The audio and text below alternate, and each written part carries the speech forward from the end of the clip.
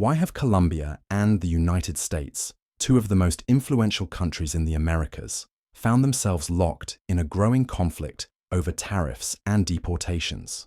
The roots of this dispute trace back to a bold move by Colombia, which recently imposed a 25% tariff on U.S. goods as retaliation for the United States' controversial immigration policies, particularly during the Trump administration. This action sparked a major trade dispute, one that could escalate and disrupt the long-standing economic relationship between these two nations.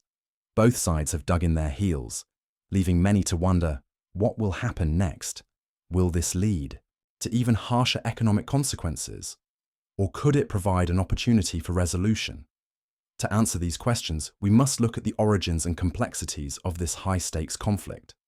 At the heart of the clash between Colombia and the US lies a diplomatic dispute over deportation flights. In 2022, Colombian President Gustavo Petro, who took office with a progressive platform focused on human rights, made a bold decision to reject the US's request to allow military planes to transport deported migrants back to Colombia. This decision was met with sharp backlash from Washington.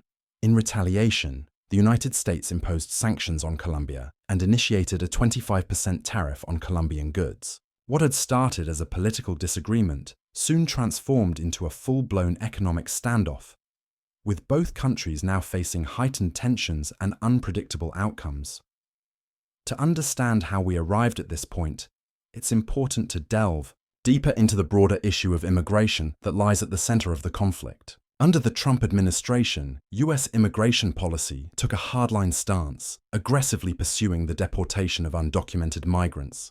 Many of these individuals were sent back to their home countries on U.S. military planes as part of a larger strategy to manage illegal immigration.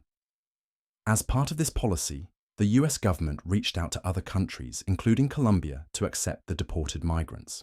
For many nations, this may have been a simple request, but for Colombia, the decision was far from straightforward.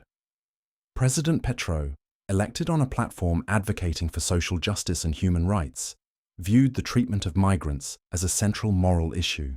He believed that migrants should not be treated as criminals, but as individuals in need of protection and compassion. For Petro, accepting U.S. deportation flights would mean complicity in what he viewed as an inhumane system. He rejected the idea, fearing that deported individuals would face mistreatment and a lack of dignity under the U.S.'s strict immigration policies.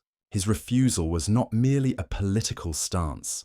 It was a reflection of Colombia's broader commitment to human rights and its own ongoing struggles with migration. Throughout his campaign, Petro had promised to protect vulnerable populations, including migrants, and uphold progressive values. By rejecting the deportation flights, he sent a clear message that Colombia would not align itself with U.S. policies that it saw as harmful to human dignity. This was a bold and controversial stand, one that quickly caught the attention of the Trump administration. From the perspective of the United States, Colombia's refusal was seen as a direct challenge to its efforts to control illegal immigration and to maintain strong diplomatic relations with one of its closest allies in the region. For the Trump administration, Colombia's refusal represented an affront to U.S. sovereignty and an obstacle to its immigration enforcement strategy. The U.S. viewed this as a breakdown in diplomatic cooperation and a sign that Colombia was prioritizing its political stance over its relationship with a key ally. In response to this diplomatic fallout, the United States imposed a series of economic sanctions on Colombia, including the highly significant 25% tariff on Colombian exports. This tariff impacted a wide range of goods central to Colombia's economy, including coffee, flowers, and textiles, industries that are highly dependent on U.S. imports. The imposition of this tariff marked a turning point in U.S.-Colombia relations, shifting them from a historically close partnership to one marked by serious tension. For Colombia, the tariff had immediate and severe economic ramifications. The United States is one of Colombia's largest trading partners, and the tariff affected industries that rely on U.S. markets. Colombia's government now faced the difficult task of balancing its political stance on migration with the economic realities of a trade war with one of its most important allies. This trade war has already had ripple effects throughout both nations. In Colombia, the tariff threatened to undermine years of economic progress, particularly in sectors like agriculture and manufacturing. The flour industry, for example, felt the impact almost immediately. Colombia is the world's leading exporter of fresh-cut flowers, and the US is its biggest customer, importing around 80% of all Colombian flowers. With the new 25% tariff, Colombian flowers became more expensive for American consumers, leading to a drop in demand. This threatened the livelihoods of thousands of Colombian flower farmers, many of whom now face an uncertain future. Similarly, Colombia's oil industry, another vital sector, was not spared. The US is Colombia's fourth largest supplier of crude oil, and American refineries have long depended on Colombian oil to meet their energy demands. The new tariffs made this oil less accessible, increasing costs for US businesses and creating a ripple effect throughout the economy. The Colombian coffee industry, too, faced significant challenges.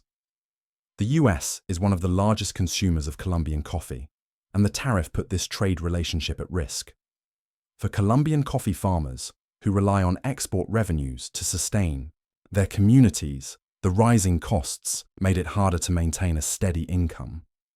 While American businesses were less affected by the tariff increase compared to Colombia's industries, there were still consequences. The US had become accustomed to affordable raw materials and agricultural products from Colombia. The increased import costs started pushing prices up for US businesses, leading to inflation and a higher cost of living for American consumers. This trade disruption demonstrated just how interconnected the economies of the two nations truly are. As tensions escalated, Colombia retaliated by imposing its own 25% tariff on US goods, with the possibility of raising it to 50%. The situation threatened to spiral further out of control, prompting the US to step in to resolve the crisis. After intense negotiations, a deal was struck. Colombia agreed to accept US deportation flights again, including those involving military planes, but the deal came with significant conditions. Colombia insisted that the US adopt certain measures to protect the rights and dignity of deported individuals, reflecting its commitment to human rights and social justice. This resolution, while important, highlights the underlying complexities of international relations, where political differences, particularly on sensitive issues like immigration, can quickly escalate into broader disputes. The conflict between Colombia and the US underscores the importance of balancing national sovereignty, human rights, and economic interests in a globalized world. As both nations navigate the aftermath of this dispute, the real question remains: what happens next? Will this conflict lead to a breakthrough in diplomacy, or will it mark the beginning of a long and damaging standoff between two of the America's most influential countries? The outcome of this conflict has the potential to shape not only the future of US-Colombia relations, but also the broader geopolitical landscape of the Americas. As the situation continues to unfold, the stakes couldn't be higher. Whether this dispute becomes a catalyst for reform and cooperation, or further fuels division between these two nations, remains to be seen. But one thing is clear: the fallout from this conflict will be felt for years to come, affecting not just the economic and diplomatic landscape of Colombia and the US, but potentially the entire region.